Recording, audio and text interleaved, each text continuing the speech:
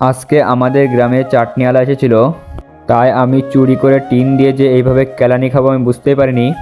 চলো ভিডিওটা প্রথম থেকে শুরু করছি। আজকে আমাদের গ্রামে রেশন দেওয়ার কথা ছিল।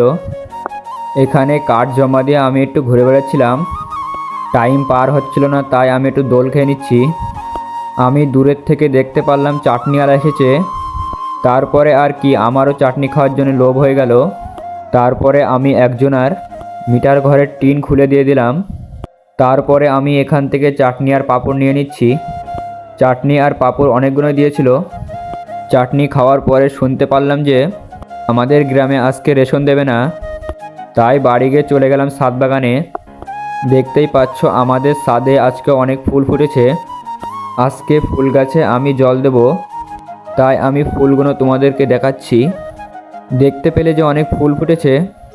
এখান থেকে জল নিয়ে আমি ফুল গাছের গোড়ায় দেবো এখন। আজকের ভিডিওটা ভালো লাগলে লাইক কমেন্ট শেয়ার করবে। চ্যানেলে নতুন হয়ে থাকলে সাবস্ক্রাইব করে দিও।